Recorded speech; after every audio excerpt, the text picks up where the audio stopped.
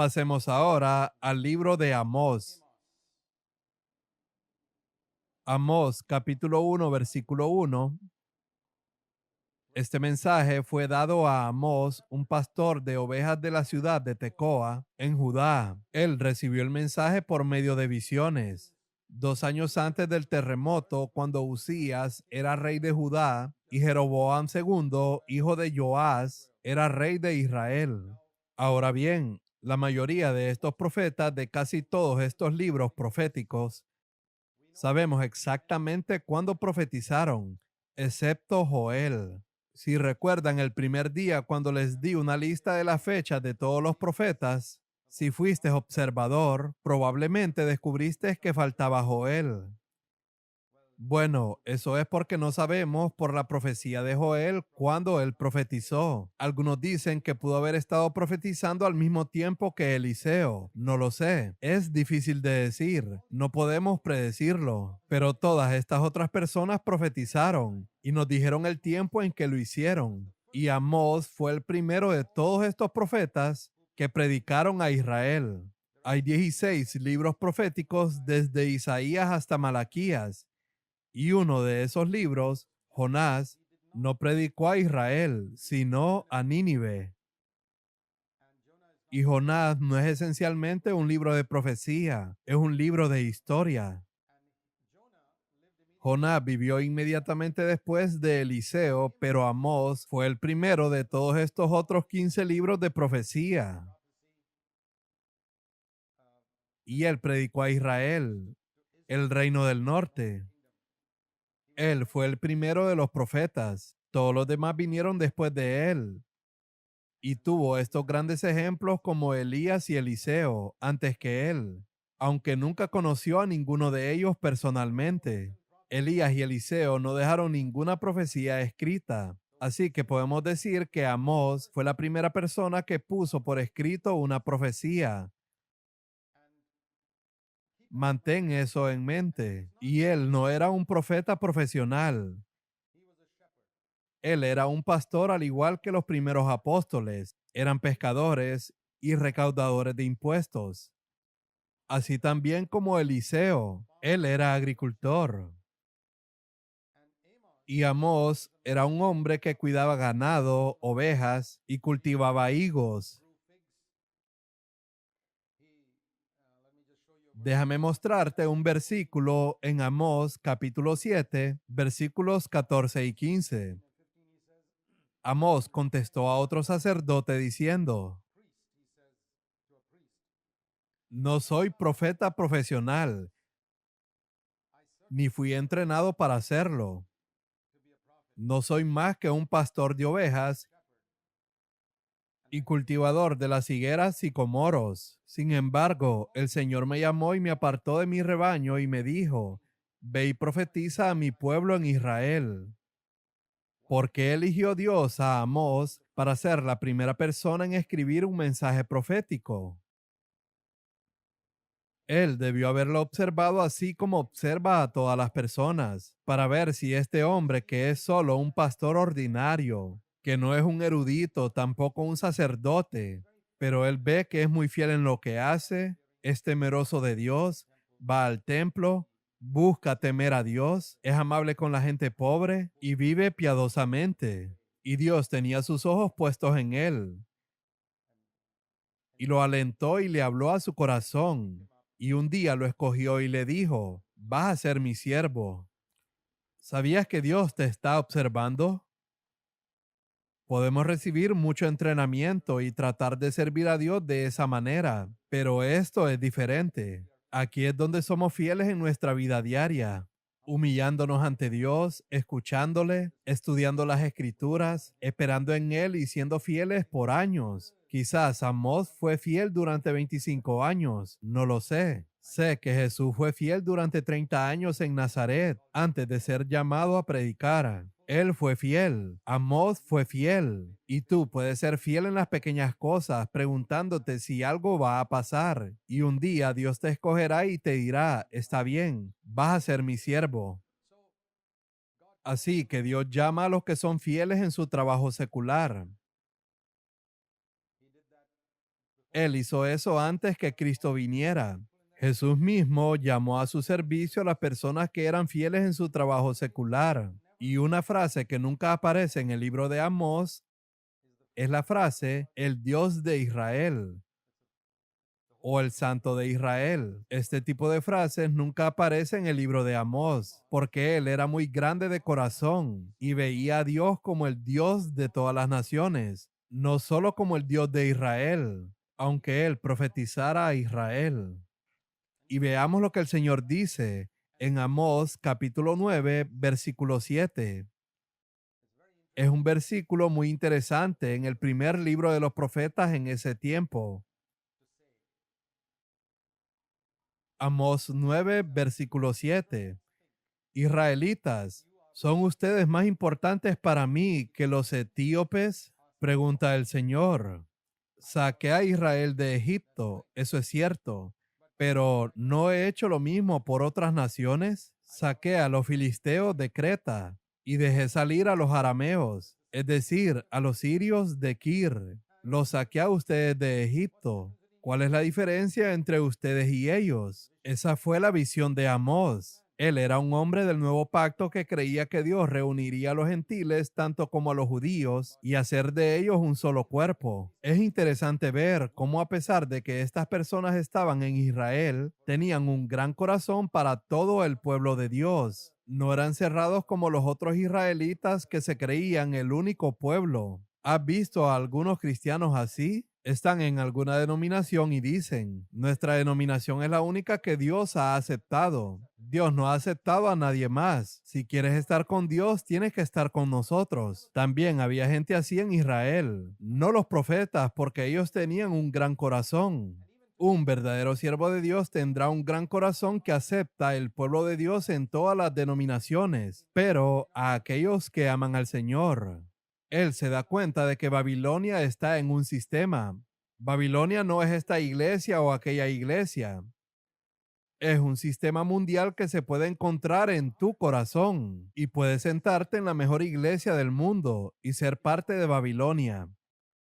Eso es posible. Lo he visto a través de 25 años. Personas que se sientan en la mejor iglesia del mundo y son 100% parte de Babilonia, porque está en el espíritu de la persona. Piensan que porque han salido de un sistema son libres de él, pero no lo son. Si amas el dinero o vives según la carne en cualquier iglesia del mundo en la que te sientes, seguirás siendo parte de Babilonia y también eres una adúltera. Puedes gloriarte sobre estas otras denominaciones diciendo, yo ya no adoro a María o cosas por el estilo, pero tal vez adoras tus lujurias sexuales. ¿Cuál es la diferencia? Hay tanto engaño en la cristiandad de hoy. Hay gente de mente cerrada pensando que Dios solo se preocupa por un pequeño grupo. Y así es como se construyen las sectas. El cuerpo de Cristo es más grande que cualquier denominación. El pueblo de Dios no se encuentra en ninguna denominación hoy en día. Dios tiene algunas personas en la Iglesia Católica Romana. Creo que hay personas nacidas de nuevo allí que aman al Señor. No estoy de acuerdo con muchas cosas en ese sistema, pero no niego el hecho de que Dios tiene algunas personas allí. Y hay incrédulos en las iglesias separadas, sobre todo de la segunda y tercera generación, personas que no conocen al Señor.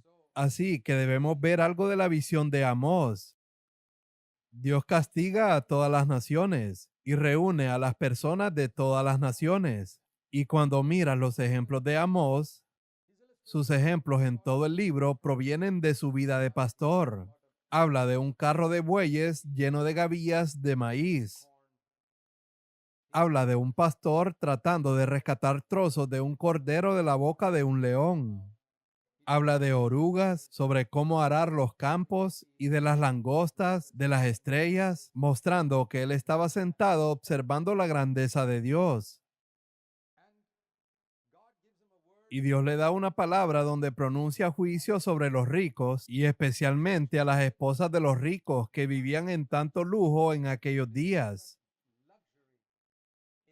Verás, Amós vivía en una época en la que Jeroboam estaba gobernando sobre Israel y no tenían muchas guerras en aquellos días, particularmente en ese tiempo, a pesar de que Jeroboam era un hombre que vivía en el mal.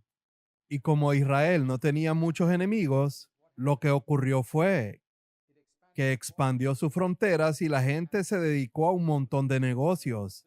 No había gastos en guerra y el resultado fue que la gente se volvió muy rica. Algunas de las cosas que se leen en este libro de Amós es que había gente que tenía muchas casas. Dice en Amós capítulo 3 verso 15, las hermosas casas de los ricos, sus mansiones de invierno y también sus casas de verano. Solo una persona muy rica puede tener una casa para el verano y otra casa para el invierno, una casa de verano en las montañas y una casa de invierno en los valles. En Amós capítulo 6 versículo 4 dice que la gente rica tenía sillones muy caros y camas hechas de marfil. Y en el mismo versículo dice, comían corderos tiernos del rebaño y becerros selectos. Ellos eran glotones. Y leemos en Amós capítulo 4 verso 1 que junto con todo esto, ellos también explotaban a la gente pobre. Y en Amós capítulo 2 verso 6 leemos que vendían a la gente honrada por plata y a los pobres como esclavos solo por un par de sandalias. Así que este es el tipo de ambiente en el que podemos decir que el comunismo puede reproducirse. Durante años y años antes de que el comunismo apareciera, era exactamente así en muchos países. La gente fantásticamente rica y las personas dueñas de propiedades explotaban a la gente pobre. Necesitas obtener una pequeña imagen de todos estos versículos, del tipo de situación en la que Amós vivía.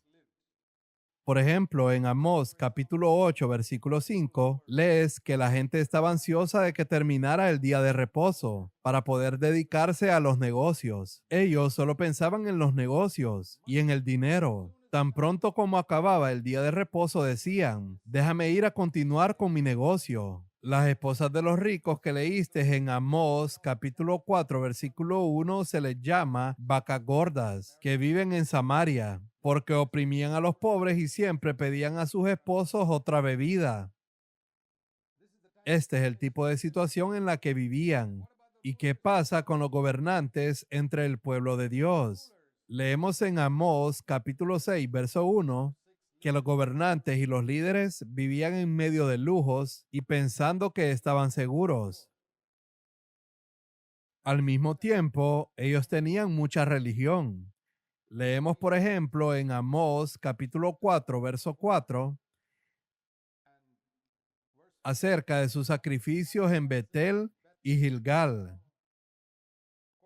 Por supuesto, estaban ofreciendo sacrificios a ídolos. Ofrecían sacrificios por la mañana, traían sus diezmos cada 3 días, presentaban sus ofrendas de gratitud y ofrendas voluntarias. Lo leemos en Amós capítulo 4 versos 4 y 5 y muchos otros versículos como ese, que muestra que eran un pueblo muy religioso. En el capítulo 5, versículos 21 al 23, tenían asambleas solemnes, reuniones especiales, festivales religiosos, holocaustos e himnos de alabanza. Tenían alabanza y adoración. Y el Señor dice en el capítulo 5, verso 23, fuera de aquí con sus ruidosos himnos de alabanza. No escucharé la música de sus arpas. No escucharé tu música. No importa cuán maravillosa sea. Así que aquí tenemos una imagen del tipo de gente a la que Amós estaba predicando. Gente rica que disfrutaban de grandes casas, gente de clase media alta, explotando a la gente pobre y no sintiéndose mal por ello. Y al mismo tiempo, estas personas ricas eran miembros de la junta directiva en sus iglesias y se les dio posiciones honorables por los pastores, los sacerdotes y líderes. Muy similar a lo que está sucediendo en muchas ciudades de la India hoy en día. No era popular ir a predicar a esas personas y decirles la verdad. Amós tenía un ministerio difícil. Habían sacerdotes profesionales. Leemos de Amasías en Amós capítulo 7, quien se enfrentó a Amós, Amasías contra Amós. Amasías era un sacerdote profesional contratado por la clase rica y todos los miembros de la junta directiva le pagaban un muy buen salario porque él seguía predicando cosas que los mantenía felices. Y llega este pastor, ahora profeta, un hombre sin entrenamiento, y sube al púlpito y exhorta a toda esa gente rica. Y la gente rica debe haberse enojado diciendo: saquen a este tipo fuera de aquí. Está predicando una falsa doctrina. Está predicando herejía. Échenlo. Y Amasías toma ese trabajo de expulsar a Amós. Así que te das cuenta de que estos libros del Antiguo Testamento son muy relevantes para nuestro tiempo.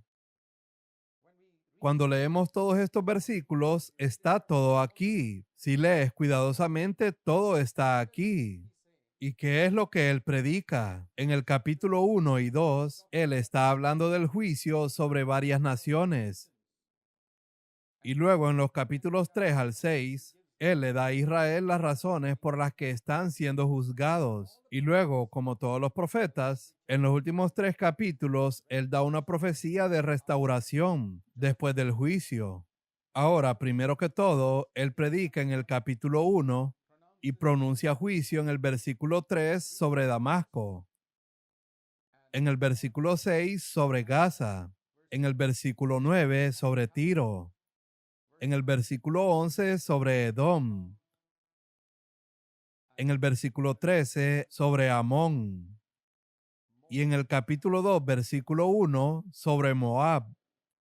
Así que aquí hay 6 naciones contra las que él profetiza. Y puedo imaginar cómo los israelitas, cuando estaban escuchando a Amós decir en el púlpito: ay de Damasco, Dios va a juzgar a Gaza, a Tiro, a Edom. Todos estaban muy contentos diciendo: amén, alabado sea el Señor, que así sea. Pero entonces él dice: ay de Judá, ay de Israel. Y entonces los amén cesaron, porque ahora les estaba predicando directamente a ellos. Siempre nos gusta escuchar a un predicador que está diciéndonos lo que está mal en otras iglesias, ¿verdad? ¿Te gusta escuchar a un predicador que te dice lo que está mal en otras iglesias, excepto en la tuya? Amós realmente lo fue emocionando a que dijeran: amén, amén, amén. Y luego se dirigió directamente hacia ellos. Él era un hombre muy sabio. Él les dijo: ustedes no son diferentes. En el capítulo 2, verso 4 al 6, ustedes, los habitantes de Judá y de Israel, él usa esta expresión: por 3 transgresiones y por 4, del verso 4 en adelante. Eso significa que han pecado una y otra vez. Significa que Dios está diciendo: yo ignoré 3 transgresiones, pero no te dejaré ir a la 4ª vez. Eso significa: te dejé ir un número de veces, pero ahora es el final. No te dejaré ir más. Te he perdonado suficientes veces y tú solo te estás aprovechando de mi bondad. Es una palabra que necesitamos escuchar. ¿Eres tú uno de los que se aprovechan de la bondad de Dios? ¿Y cuáles son las cosas que Él condena? No tengo tiempo para mostrártelas todas, pero léelas en el capítulo 1 y capítulo 2. Los condena por ser crueles en su forma de tratar a otros seres humanos. Por ejemplo, ve la última parte del versículo 3. Azotaron a mi gente en Galaad como se separa el grano con trillos de hierro. Eso significa que se aprovecharon de esta gente pobre y lo golpearon. Y al otro grupo en el versículo 6, también es por la manera en que trataban a la gente pobre. Versículo 6. Enviaron a pueblos enteros al destierro y los vendieron como esclavos. En el versículo 9, otra vez el pecado es el trato hacia otras personas. Rompieron su pacto de hermandad con Israel al vender aldeas enteras como esclavas a Edom. En el versículo 11, el pecado de Edom es que persiguieron a sus parientes, los israelitas. Los israelitas eran sus primos. Los persiguieron con espadas. En el versículo 13, el pueblo de Amón atacaron a Galaad y desgarraron a las mujeres embarazadas. En el capítulo 2, versículo 1, y Moab estaba tan enojado con el rey de Edom que para cuando llegaron allí, el rey de Edom había muerto. Y desenterraron su tumba, sacaron sus huesos y se vengaron de sus huesos, quemándolos hasta calcinarlos. Ahora, en todos estos casos encuentras que es su ira contra otras personas. Es una cosa en común. Todos están enojados contra otras personas y quieren vengarse de ellas y ser duros con otras personas. ¿Cuál es el mensaje para nosotros? Por 3 transgresiones y por 4. Significa que has hecho muchas cosas malas en tu vida, pero Dios fue misericordioso contigo por todas ellas. Pero cuando tratas a otras personas de esta manera, Dios realmente será duro contigo. Se los mencioné cuando estudiamos Génesis. Dios nunca maldijo a Adán, él pecó y se destruyó a sí mismo. Pero cuando Caín dañó a otro ser humano, él fue maldecido. Déjame repetirlo. Hay pecados que nos afectan a nosotros y hay pecados que afectan a otras personas. Cuando te emborrachas o fumas un cigarrillo, te haces daño a ti mismo. Eso es un pecado y será juzgado, pero no es tan grave como cuando pecas de una manera que lastimas a otras personas. Por ejemplo, cuando chismeas o hablas mal de otros y arruinas su reputación. Cuando lastimas a otros, cuando acosas a una mujer, cuando violas su pureza, esos son pecados que hieren a los demás y son muy graves. ¿Te gustaría que alguien hiciera eso a tu hija o a tu hermana? ¿Te gustaría que alguien deseara a tu hija o a tu hermana? Cualquier pecado que viole la vida de otra persona es muy grave a los ojos de Dios. Yo creo eso, pero es muy difícil encontrar una iglesia donde la gente crea que chismear es peor que fumar cigarrillos. Porque no tenemos profetas que nos digan lo que dice la palabra de Dios. Mira lo duro que fue Dios con esta gente. Ahora, cuando se trata de Judá e Israel, mira lo que les dice en el capítulo 2, verso 4. Porque desecharon la ley del Señor, han desobedecido la palabra de Dios. Los otros no tenían leyes, simplemente trataron mal a los demás. Pero estos que tenían las leyes de Dios, les dice, haré caer fuego sobre Judá. Y dice en el verso 6, el pueblo de Israel había pecado una y otra vez, y también hicieron daño a otras personas, vendiendo a los pobres por un par de sandalias. Pisotean en el polvo a los indefensos, quitan a los oprimidos del camino, viven en adulterio, en sus festivales religiosos están a sus anchas, usando la ropa que sus deudores dejaron en garantía.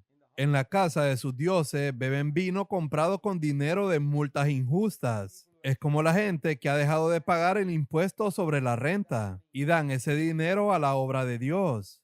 ¿Qué fue lo que dijo Jesús? Primero dale al César, es decir, al gobierno lo que le pertenece al gobierno, y luego dale a Dios lo que le pertenece a Dios. Ese es el orden. Así que él advierte a toda esta gente y los condena por su actitud de vender a su gente como esclavos y otras cosas más. Una cosa más que quiero mostrar aquí está en los versículos 11 y 12. En el capítulo 2, versículos 11 y 12. Elegí a alguno de sus hijos para ser profetas y a otros para ser nazareos. Los nazareos eran aquellas personas que fueron apartadas para ser exclusivamente para Dios, como Sansón. Pero ustedes hicieron que los nazareos pecaran, forzándolos a beber vino. Eso significa que corrompiste a los pocos creyentes verdaderos que habían en tu iglesia. Había pocos creyentes verdaderos en tu iglesia y tú los echaste a perder por tu mundanalidad, tus bromas, tus tonterías, tus chistes y tu comportamiento inmoral. Así que esos pocos creyentes verdaderos se corrompieron. Esto es una realidad también en la India. Dios llama a un joven o a una joven para ser profeta o un nazareo apartado para Dios, pero se corrompen mirando el ejemplo de los ancianos que van en una dirección equivocada. Y el Señor dice a esos ancianos, ustedes han destruido a estos profetas, han destruido a estos nazareos. Así que mi palabra para todos ustedes jóvenes es, no miren a estos malos ejemplos que tienen que son mayores que ustedes. Sigan los ejemplos de líderes semejantes a Cristo. Ignora a todos los demás aunque sus doctrinas sean correctas. No pienses que solo porque las doctrinas de un hombre sean correctas, él es un hombre piadoso. Es el carácter semejante a Cristo lo que hace a un hombre piadoso. En Amós capítulo 3, él habla acerca de por qué Israel está siendo juzgado. Dice el versículo 3, ¿pueden dos caminar juntos sin estar de acuerdo a dónde van? El Señor está diciendo, ¿cómo podemos tú y yo caminar juntos si no estamos en completa comunión? Si hay cosas en tu vida con las que no puedo estar de acuerdo y tú no las arreglas, ¿cómo podemos caminar juntos? Si tú quieres caminar conmigo, debemos estar de acuerdo y en comunión. Tomen mi yugo sobre vosotros. Tienen que seguirme y ser justos como yo. ¿Ruge un león en un matorral sin antes encontrar a una víctima? ¿Gruñe un león joven en su guarida sin antes agarrar a su presa? Él dice, si estoy rugiendo en juicio, hay una razón para ello. Hay pecado. Dice el verso 6, cuando el cuerno del carnero toca la alarma, ¿no debería el pueblo estar alarmado? ¿Llega el desastre a una ciudad sin que el Señor lo haya planeado? Años después de que Amós predicó, Asiria vendría y traería desastre sobre Israel y Samaria. Y el Señor dice, no crean que no lo planeé. Lo planeé como un castigo para enseñarles una lección. Pero antes de hacer eso, antes de traer a esa nación para castigarlos, dice en el versículo 7, siempre se los advertiré a través de mis profetas. Esa es una palabra maravillosa. Aún hoy en la iglesia, Dios advierte a su pueblo repetidamente a través de sus profetas para que se aparten del pecado, si no, algo sucederá. Tal vez eso no suceda mañana. Aquí sucedió unos 100 años después de que Amós profetizó, pero sucedió. Noé predicó y el diluvio vino 100 años después. Sucederá, pero Dios siempre advierte a la gente a través de sus profetas antes de que llegue el juicio. Dice el versículo 8, el león ha rugido, así que ¿quién no tiene miedo? El Señor soberano ha hablado. Así que, ¿quién puede negarse a proclamar su mensaje? Lo que el Señor está diciendo aquí es, supongamos que hay un león delante de ti y él ruge. Tú temblarías allí del temor.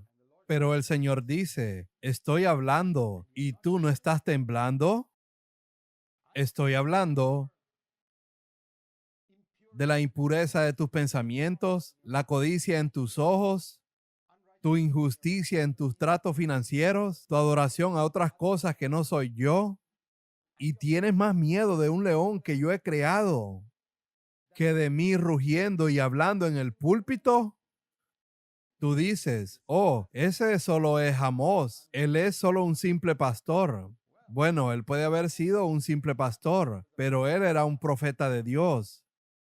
Así que él dice en el capítulo 3, versículos 9 y 10, anuncien lo siguiente a los líderes, siéntense ahora y sean testigos del caos y la opresión en Israel. Mi pueblo ha olvidado cómo hacer lo correcto. Y en el capítulo 4, él habla de las mujeres y las llama vacas gordas.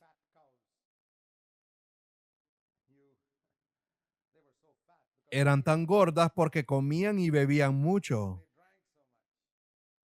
Dice en el versículo 1, le gritan siempre a sus esposos, tráiganos otra bebida. Dice en el verso 2, llegará el día cuando ustedes serán llevadas con garfios enganchados en sus narices. Hasta la última de ustedes será arrastrada lejos. Puedes ver que el Señor es bastante fuerte, directo y sarcástico cuando Él habla para despertar a la gente. Los profetas suelen ser sarcásticos porque es la única manera para despertar a la gente. Jesús habló con sarcasmo y con lenguaje fuerte. Y estos profetas también lo hicieron. Y él dijo, adelante, sigan ofreciendo sacrificios a los ídolos. A mí no me importa ninguno de ellos. Y luego el Señor dice, traté de enseñarles por varias calamidades que yo no estaba contento con las cosas que ustedes hacían, pero no me escucharon. Dice el verso 6, hice que pasaran hambre en cada ciudad y que hubiera hambruna en cada pueblo, pero no se volvieron a mí. Yo detuve la lluvia cuando sus cosechas más la necesitaban. Envié la lluvia sobre una ciudad, pero la retuve en otra. Llovió en un campo mientras otro se marchitaba. Dice en el verso 8, la gente deambulaba de ciudad en ciudad buscando agua, pero nunca había suficiente, pero aún así ustedes no se volvieron a mí. Dice en los versos 9 y 10, arruiné sus cultivos y viñedos con plaga y moho, y ustedes no se volvieron a mí. Envié enfermedades y plagas y ustedes no se volvieron a mí. Dice en el 11, destruí algunas de sus ciudades, pero aún así no se volvieron a mí. Después de todo esto, si todavía no te vuelves a mí, ahora solo hay una solución. Verso 12. Prepárate para encontrarte con tu Dios, porque Él ha hecho todo lo posible a través de las cosas que te han pasado en tu vida para decirte que no está contento contigo. ¿No tienes comunión? ¿No estás edificando el cuerpo de Cristo? Estás deambulando, pero no pareces despertar.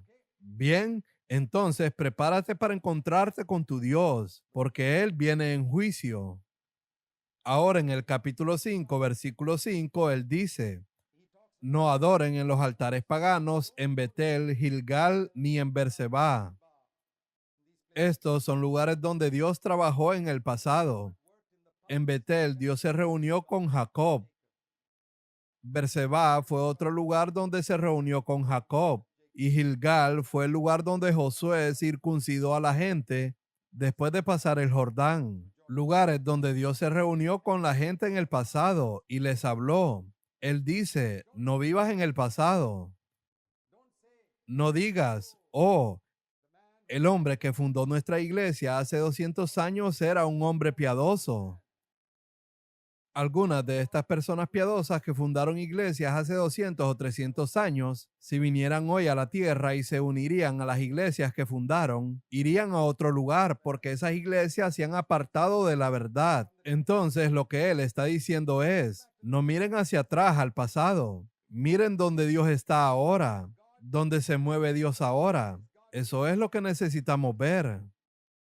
Pero dice en el versículo 10, ¿cómo odian ustedes a los jueces honestos? ¿Cómo desprecian a los que dicen la verdad?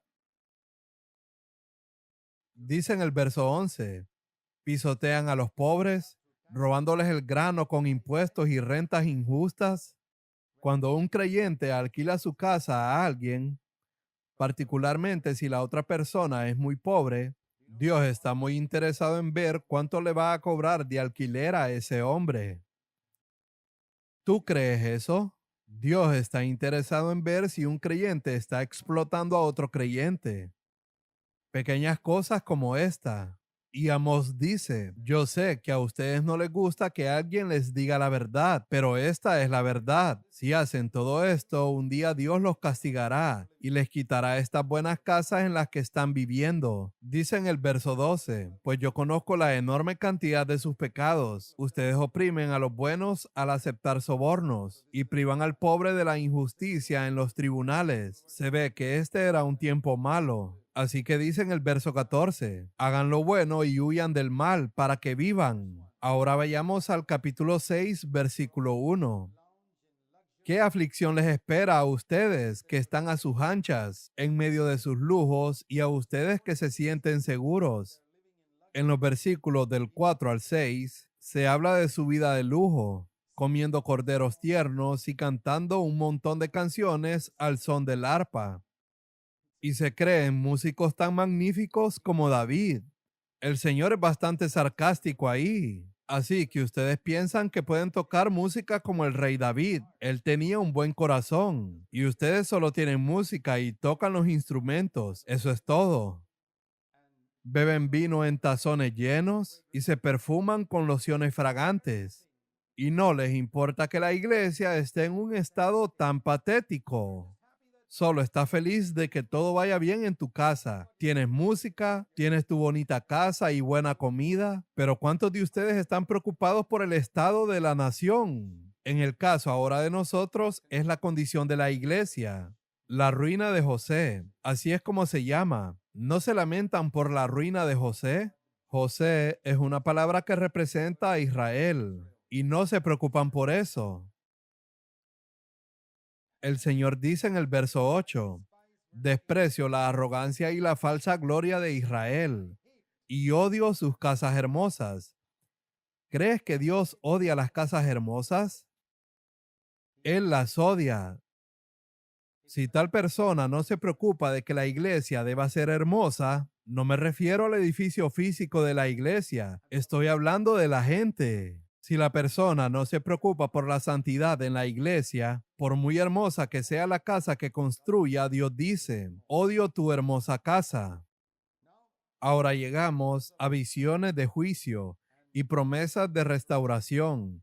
En el capítulo 7 hay una visión de un fuego. Dice el verso 4: lo vi preparándose para castigar a su pueblo con un gran fuego. El fuego había quemado las profundidades del mar e iba devorando toda la tierra. Y Amós oró diciendo: oh Señor soberano, por favor, no lo hagas. Si envías un fuego como este, no quedará nada. Entonces el Señor también se retractó de ese plan. ¿Ves? Un hombre se paró en la brecha. En Ezequiel capítulo 22, verso 30 dice: busqué a alguien que se pusiera en la brecha, pero no encontré a nadie. Pero aquí había un hombre que se paró en la brecha y vio el fuego que se acercaba destruyendo Israel y dijo: Señor, por favor. Al igual que Moisés cuando Dios quería destruir a Israel, estos profetas eran personas que oraban. Y aunque Israel no valoraba a los profetas, a veces era gracias a un profeta que Israel fue salvo. Israel fue salvo a causa de Moisés. Israel fue salvo a causa de Amós. Ellos no lo sabían. Entonces el Señor le dio otra visión y él ve una plomada, ya sabes, la plomada que usan los albañiles cuando construyen un edificio para ver si es absolutamente recto. Dice en el verso 8: entonces el Señor dijo: probaré a mi pueblo con esta plomada, ya no pasaré por alto sus pecados y serán destruidos. Y luego ves esta confrontación entre el sacerdote babilonio y este hombre que está construyendo Jerusalén. Amasías, el sacerdote de Betel, cuando oyó lo que Amós estaba diciendo, él fue al rey y dijo una mentira. Amós está tramando una conspiración contra usted. Ya sabes, estos falsos predicadores y falsos profetas están siempre dispuestos a difundir mentiras sobre los verdaderos profetas de Dios, diciendo que predican esto o aquello para poner a la gente en contra de los verdaderos profetas. Sucedió en la época de Amós y ha sucedido en los 2000 años de historia de la iglesia. Ellos dicen: él está predicando esto. Esto genera confusión. Si escuchas lo que él está predicando, conducirá a la confusión en tu iglesia. Y Amasías vino a Amós en el versículo 12 diciendo: vete de aquí, profeta. ¿Viniste de Judá a Israel para predicar aquí? Regresa a tu país y predica allí. No nos molestes con tus profecías aquí en Betel. Tenemos suficientes predicadores aquí. No queremos tu predicación aquí. Pero Amós le contesta en el versículo 14 diciendo: no soy profeta profesional, ni fui entrenado para hacerlo. No soy más que un pastor de ovejas. No soy profeta ni hijo de profeta. Yo soy cultivador de higueras y estaba cuidando de mi rebaño y de las higueras cuando el Señor me llamó y me dijo: ve y profetiza a mi pueblo en Israel. Por eso vine. Yo no vine aquí para ganar dinero ni nada de eso. Ahora bien, escuchen este mensaje del Señor para Amasías. Tú dices: no profetices contra Israel y deja de predicar contra mi pueblo. Pero esto es lo que le dice el Señor: porque te opones a mí y te niegas a escuchar, tu esposa se convertirá en prostituta en esta ciudad, y a tus hijos y a tus hijas los matarán. Tu tierra será repartida y tú morirás en tierra extranjera.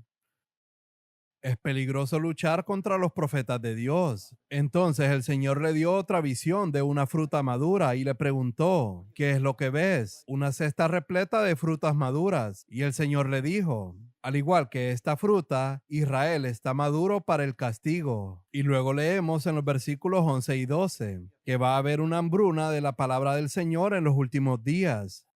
En el capítulo 8, versos 11 y 12, la gente andará de aquí para allá en busca de la palabra del Señor. Creo que hoy estamos viviendo un tiempo así. Esto no se refiere a la Biblia, pero cuando dice la palabra del Señor, la palabra del pacto de Jehová significa una palabra profética que sale de la boca de un profeta. Esa es la palabra del Señor que será rara a escuchar. Las sociedades bíblicas se aseguran de que las Biblias se distribuyan, pero la palabra del Señor, la palabra profética, seguirá siendo muy rara escucharla. Y la gente vagará aquí y allá para escuchar a un profeta y no lo encontrarán. Vagarán de mar a mar.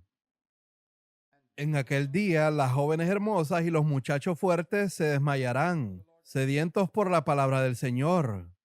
Así que, ¿cuál es la respuesta? Cuando tengas la oportunidad de escuchar tal palabra, escúchala con atención. Escucha lo que Dios está diciendo a tu corazón y tómalo en serio. En el capítulo 9, versículo 11, el Señor dice, restauraré el reino caído de David. Ahora el tabernáculo de David es como una casa en ruinas. Ese es un versículo que se cita en Hechos, capítulo 15, versos 16 y 17. Santiago cita este versículo para referirse a la construcción de la iglesia. Así que sabemos que esto se refiere a la construcción de la iglesia. El tabernáculo de David que va a ser restaurado ahora es como una casa en ruinas. Yo reconstruiré sus muros. Y si la iglesia está en ruinas en muchos lugares, el Señor dice, yo la reconstruiré. Israel poseerá lo que quede de Edom, representación de la carne y de todas las naciones. El Señor ha hablado y cumplirá estas cosas. Dice el verso 13, vienen días cuando el arador alcanzará al segador.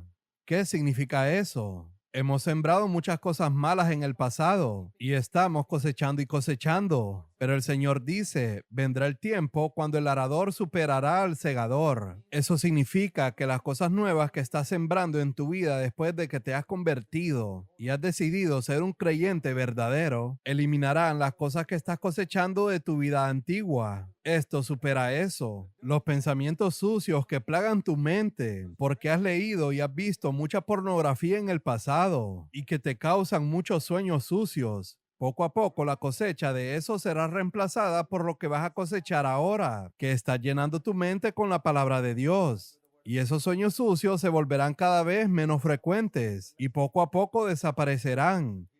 Piensa en eso, porque ahora estás sembrando buena semilla, no la mala semilla, como en los viejos tiempos. Y así terminamos el libro de Amós.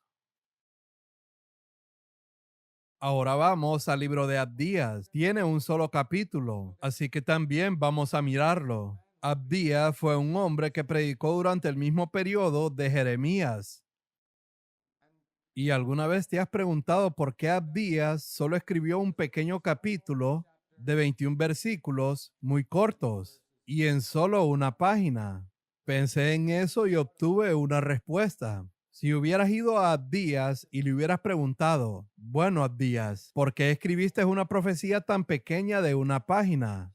Él te diría, bueno, hermano, Jeremías está aquí y él ha estado predicando durante 30 años y es un hombre piadoso y él ha dicho mucho. Yo no quiero hablar demasiado en presencia de un hombre tan piadoso. Puedes ver la humildad en Abdías cuando comprendes que él predicaba al mismo tiempo que Jeremías. Por ejemplo, en una iglesia donde hay libertad para el ministerio y un hermano mayor piadoso se ha levantado y ha hablado durante mucho tiempo la palabra de Dios. Y luego tú te levantas y añades solo unas pocas frases porque respetas la piedad de este hermano. Abdías era así. Quiero que tengas un poco de respeto por él para cuando te lo encuentres en el cielo y él te pregunte, ¿has leído mi libro? Y tú puedas decirle que si lo leíste. Nunca lo habías leído hasta que tuvimos estas reuniones especiales, pero después de eso sí lo leíste. Y esa es una ventaja de ir a través de este estudio de la Biblia, porque cuando te encuentres con toda esa gente en el cielo podrás decir, sí, al menos pasamos media hora leyendo lo que tú tuviste que escribir.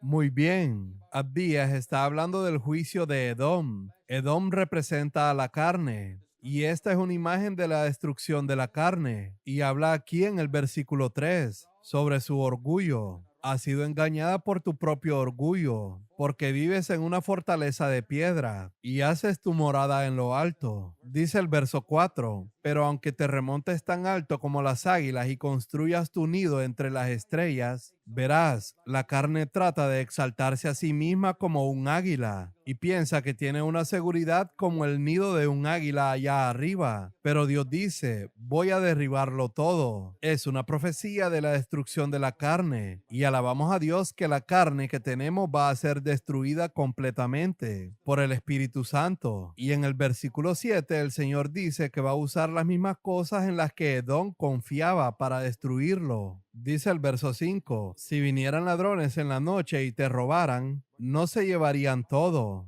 Los que cosechan uvas siempre dejan unas cuantas para los pobres, pero tus enemigos te aniquilarán por completo. Registrarán y saquearán cada rincón y cada grieta de Edom. Se llevarán hasta el último de los tesoros escondidos. Espiritualmente, el significado de esto es que cada pequeño rincón que se llama carne en nuestra vida, cada lujuria de la carne va a ser destruido por completo y vencido por el poder del Espíritu Santo. Todos tus aliados se volverán contra ti y ayudarán a expulsarte de tu tierra, y así sucesivamente. Ahora, en términos reales del por qué Edom fue castigado, lo leemos en el verso 10, a causa de la violencia con la que trataste a tus parientes cercanos de Israel. Dice el verso 11, cuando tus parientes fueron invadidos, te mantuviste al margen y te negaste a ayudarlos. Los invasores se llevaron su riqueza, pero tú actuaste como un enemigo de Israel. No deberías de haber hecho esto. Sabemos que hay pecados de comisión y pecados de omisión. A veces pensamos solo en los pecados que son cometidos. Déjame preguntarte algo. En la historia del buen samaritano, ya sabes la historia del hombre que iba de Jerusalén a Jericó y fue golpeado y quedó tirado en el camino. ¿Qué pecado cometió el sacerdote que pasaba por allí? ¿Qué pecado cometió el levita que pasaba por ahí? ¿Acaso ellos se acercaron a golpear más a este hombre? No, su pecado fue no mover ni un dedo para ayudar a ese necesitado. ¿Cuántos de ustedes creen que es un pecado no mover un solo dedo para ayudar a una persona a la que puedes ayudar? No tienes que abofetearlo. Como dice aquí en el verso 11, te mantuviste al margen. No moviste un dedo para ayudar a esa persona. Eso es un pecado de omisión. Y el Señor se lo toma en serio. No deberías de haber hecho esto. Y lo otro es que te regodeaste. Se refiere a cuando algo malo le pasa a alguien que no te caía bien y te sentiste un poco feliz por eso. ¿Te has sentido un poco feliz cuando algo malo le pasa a alguien que no te cae bien? Ese es un pecado mencionado aquí. No deberías alegrarte porque otra persona sufra una desgracia. Y ellos hicieron algo más. Lucharon contra esta gente y los derribaron en la encrucijada. Versículo 14. Ellos cooperaron con sus enemigos. Y finalmente el Señor trae restauración nuevamente. Todos estos profetas hablan de restauración. Dice en el verso 17, sin embargo, Jerusalén será un refugio para los que escapen, será un lugar santo, y el pueblo de Israel regresará para reclamar su herencia. El pueblo de Israel será un fuego violento, y Edom un campo de hierba seca.